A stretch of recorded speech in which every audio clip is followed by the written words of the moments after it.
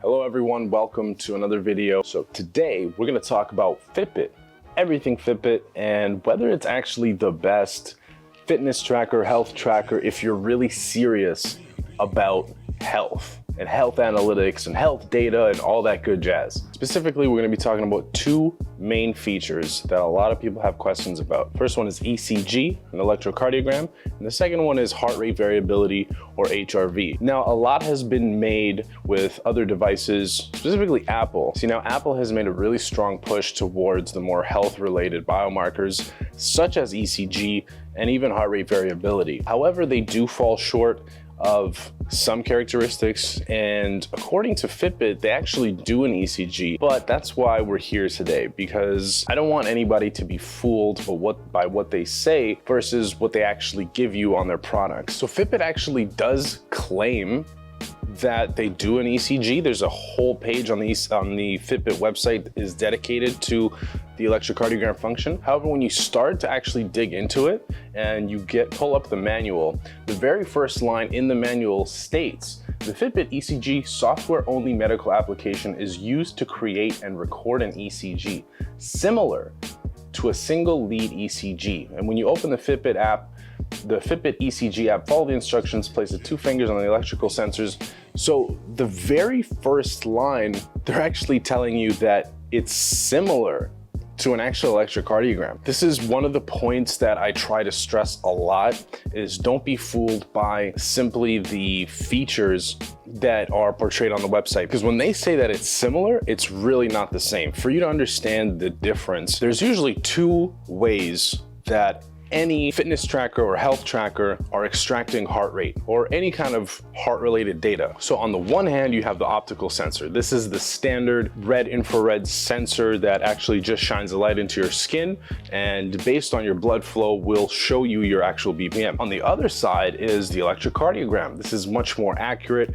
Obviously, there's not many products that do this and do it accurately. It's a very challenging process to be able to put an electrocardiogram into a smartwatch. It takes a lot of advanced technology to do so, and especially to implement it in a way that it's simple. What Fitbit's actually doing is they're taking that optical sensor and they're saying that it is pretty much quote unquote the same, similar to the stats that you would get from an ECG. That's far from true. Okay, so don't be fooled by that. The truth is, if you're going to look at optical sensors versus ECG, an optical sensor really looks like waves. Okay, if you look at an optical sensor data, it looks like waves, and that's how you get your heart rate.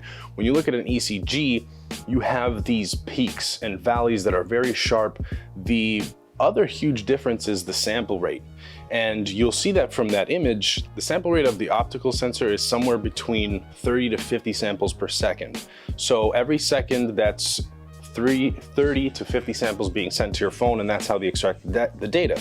If you look at an ECG, usually the minimum sample rate is 300 samples per second. So you're seeing how much of a difference that is, and it's a huge difference with regards to the data that you're actually going to be seeing on the other end. And while that sample rate might not be super crucial when we're talking about BPM data, even though it is a big difference, that's why you've seen companies like Fitbit and others being sued over that false data, because there are a lot of false positives. That's just the nature of the sensors. You pretty much will get none of that with an electrocardiogram. The biggest challenge with ECG is because an optical sensor, you simply need one sensor on any part of your body and you can pretty much extract the heart rate. With an ECG, you actually need electrodes, and whether they're actual electrodes that they put on you like you see at the hospital, or they do it in some other way where it's chest strap, you need to have at least 2 points, right? 2 electrodes, that's a 1 lead, as opposed to what they do at hospitals, which is usually 12 leads. There's a lot more electrodes on you. You've seen that. And with the 2 lead, the 2 points need to be far enough apart so that you can capture a full wave. So really, it's the electrical signal from your heart. The minimum of 2 points just gives it a better picture of of the contraction and the entire flow of the heartbeat, right? That's why ECG is a lot more accurate, very important if you're serious about health monitoring. Now, the big issue that this is related to is heart rate variability. Now, we have tons of other videos regarding HRV. This is a much more complex topic than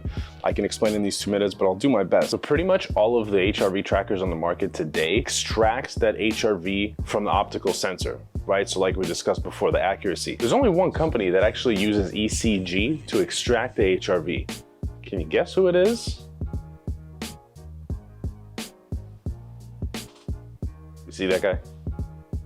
That's okay. But in all seriousness, you have to take into consideration that not all HRV is built the same. I think Socrates once said that. Anyway, when we're talking about data extraction, HRV and BPM are on completely different playing fields. With the BPM, it's a much easier way to extract that data with an optical sensor. There are its issues there, but it's a lot more safe proof than it is with HRV. HRV, you're dealing with milliseconds, right? Because what is it? It's the difference between each successive heartbeat in milliseconds. And when we're talking about milliseconds and hundreds and thousands of a millisecond, then you really need a higher sample rate to be able to see a full flow, right? A full picture of your heart rate, and you just simply don't get that with the optical sensors and a lot of these products. HRV is such a precise science. It's been studied for decades. This is something that you actually need an accurate reading of. In the medical community, with HRV enthusiasts and researchers, they know that the optical just doesn't work. It's just plain and simple. You go back to that chart, right? You have the 50 samples a second and 300 to sometimes 350 and 400 samples per second on a typical 1-lead ECG. It's much more accurate.